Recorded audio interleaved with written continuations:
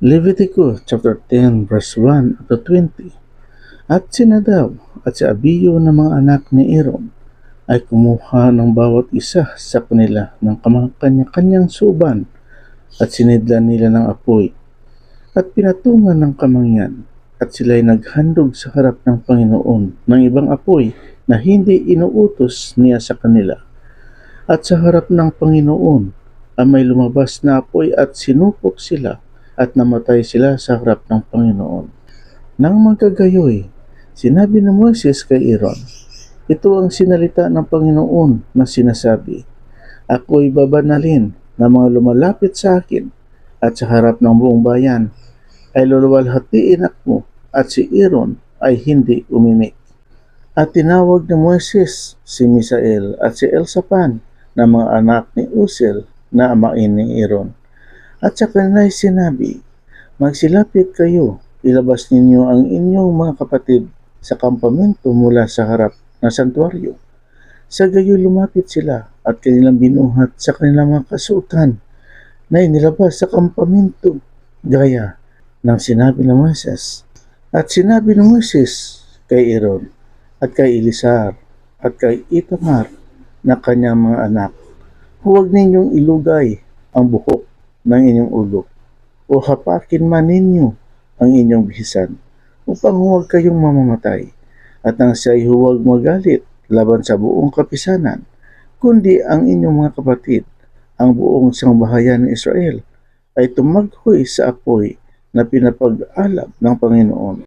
At huwag kayong lalabas sa pintuan ng tabernakulo ng kapisanan, baka kayo'y mamamatay, sapagkat ang langis ng pangpakid ng Panginoon ay nasa ulo ninyo at kanilang ginawa ayon sa salita ni Moses.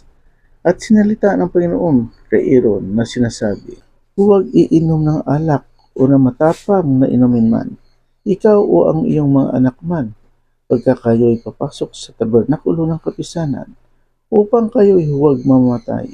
Magiging palutuntunang walang hanggan sa buong panahon ng inyong mga lahi, at upang inyong malagyan ng pagkakaiba ang banal at ang karaniwan at ang karumaldumal at ang malinis.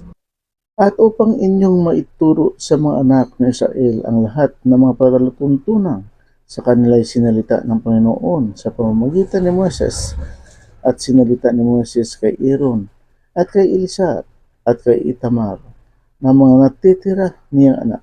Kunin ninyo ang handog na harina na lumabas sa mga handog sa Panginoon na pinaraan sa apoy at inyong kaning walang libadura sa tabi ng dambana sapagkat kabanal-banalan at inyong kakanin sa dakong banal sapagkat karapatang bahagi ninyo at karapatang bahagi ng inyong mga anak sa mga handog sa Panginoon na pinaraan sa apoy sapagkat gayon inuutos sa akin.